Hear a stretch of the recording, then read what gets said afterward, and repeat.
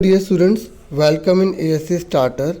Dear students, इस video में मैं आपसे क्लास 11th का जो सिलेबस है ना इकोनॉमिक्स का, जिसका कोड है 030 टर्म सेकंड का डिस्कस करने जा रहा हूँ।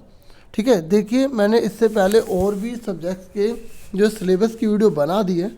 ठीक है, अगर आपने नहीं देखे तो आप उसे भी देख लेना। ठीक है, तो आप डिस्क्रिप्शन में जाकर प्लेलिस्ट मिलेगी, पूरे 11th के मैंने सारे के सारे सब्जेक्ट्स की वीडियो बना दी है। कुछ रह गया होगा तो वो भी जल्दी वीडियोस की बना दी जाएगी। ठीक है, आप देख सकते हैं। तो अब फटाफट स्टार्ट कर देते हैं इकोनॉमिक्स का, जिसका कोड है 030 का सिलेबस। ठीक है, देखिए आप फटाफट। देखिए यहाँ पर तो आपको यूनिट के हिसाब से बता दिया, और नीचे जो है चैप्टर्स के बारे में बताया है। तो पहले यूनिट देख लेते हैं कौन कौन सी आ रही है और कितने मार्क्स की हैं। ठीक है, उसके बाद हम नीचे चैप्टर्स वगैरह देख लेंगे उस यूनिट में कौन कौन से चैप्टर्स हैं।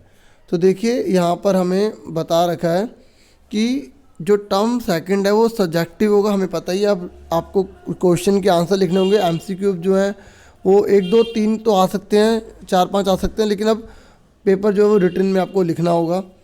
तो जो पार्ट ए है, मतलब आपकी जो बुक्स है स्टैटिस्टिक्स फॉर इकोनॉमिक्स, ठीक है, तो वो आपकी जो है इसमें आपकी रहेगी 17 मार्क्स की, जिसमें आपके टॉपिक दे रखे हैं यहाँ पर स्टैटिस्टिकल टूल्स एंड इंटरप्रिटेशन। अभी नीचे देख लेना कौन कौन से इसमें आपको करने हैं।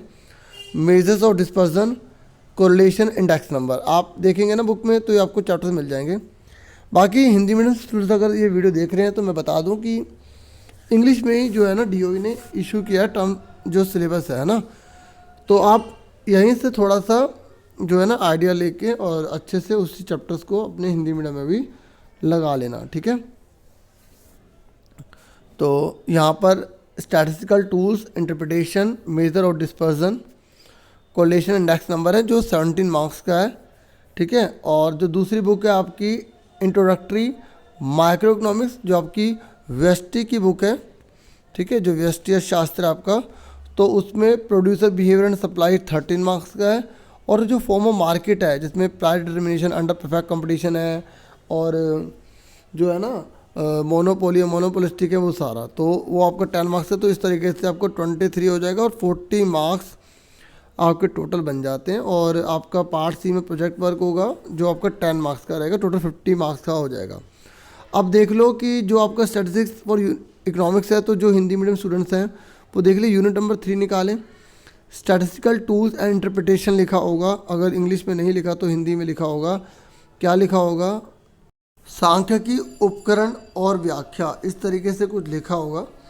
ठीक है, तो उसमें आपके जो टॉपिक्स हैं, एक तो आपका है मेजर ऑफ डिस्पर्सन है, कोरिलेशन है, ठीक है, जिसमें कार्ल पियर्सन, ठीक है, और आपका 2 वेरिएबल अनग्रुप डाटा और मेजर ऑफ कोरिलेशन।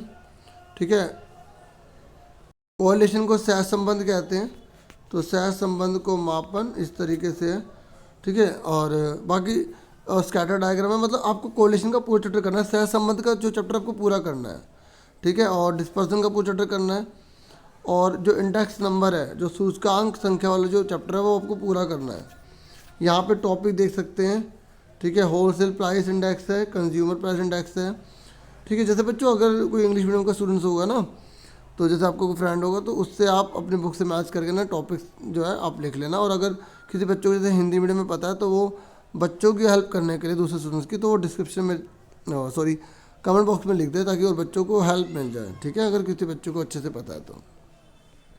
उसके बाद पार्ट बी में जो है इंट्रोडक्टरी माइक्रो इकोनॉमिक्स है, तो यूनिट नंबर 6 आ रही है, जो आपकी उत्पादक का जो व्यवहार है और जो पूर्ति है, मतलब प्रोड्यूसर बिहेवियर एंड सप्लाई है, उससे रिलेटेड है। यहाँ पर आप मेन टॉपिक देख सकते हैं, इनको अच्छे से कंसीडर कर लीजिएगा। ठीक है, देखो सारे चैप्टर यूनिट है ना, तो इसमें बहुत सारे चैप्टर हैं, जैसे कॉस्ट के ऊपर है। ठीक है, लागत के ऊपर है। तो यहाँ पर रिवेन्यू मतलब आगम के ऊपर है, सप्लाई मतलब पूर्ति के ऊपर है। ठीक है,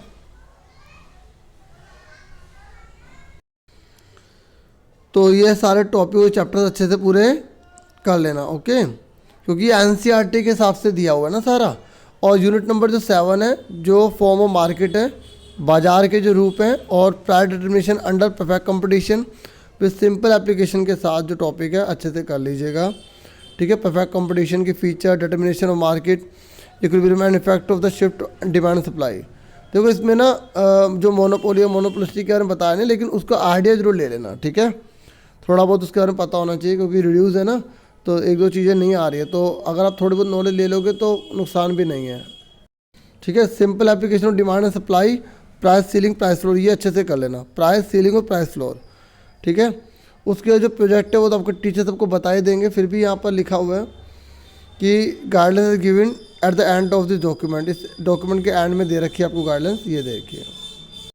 तो प्रोजेक्ट के बारे में तो मैं इतना डिस्कस नहीं करूँगा, ठीक है, आपको बस ये दिखा देता हूँ, आप आराम से पढ़ सकते हैं यहाँ पर कि किस रोल क्या है टीचर का, ठीक है, प्रोजेक्ट के अंदर क्या क्या होना चाहिए ये वगैरह है। तो प्रोजेक्ट वर्क में ये थोड़ा सा एक्सप्लेनेशन आप पढ़ सकते हैं।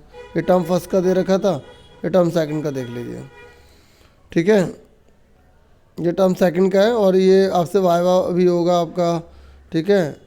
और जो आपको प्रोजेक्ट बनाएंगे वो टीचर सबको गाइडेंस पूरी प्रोवाइड कर ही देंगे, ठीक है। और ये बता रखे कौन कौन से प्रोजेक्ट आपको दिए जा सकते हैं, ये टॉपिक है उसके, ठीक है। सुन रहे हैं मेरी बात? तो ये था बच्चों। और आपको जब एग्ज़ाम की प्रिपरेशन करोगे तो उसके लिए यहाँ पर DOE ने ये भी बता दिया कि प्रिस्क्राइब बुक्स आप कौन सी लें। मतलब देखो बुक्स आपकी NCERT जो है वो, और जो CBSE के द्वारा जो सप्लीमेंट्री रीडिंग मटेरियल आपको दिया जाता है, सपोर्ट मटेरियल, वो आप अच्छे से कर लेना, ठीक है। DOE की तरफ से दिया जाता है ना, तो उससे आपके एग्ज़ाम की प्रिपरेशन हो जाएगी, ठीक है। तो ये सिलेबस था, मुझे पूरी उम्मीद है आपको समझ में आ गया होगा, और कोई भी डाउट हो तो कमेंट बॉक्स में पूछ लेना। Thank you for watching and listening carefully and take care yourself dear students. Channel को सब्सक्राइब, वीडियो को लाइक और शेयर जरूर कर दीजिएगा, ठीक है।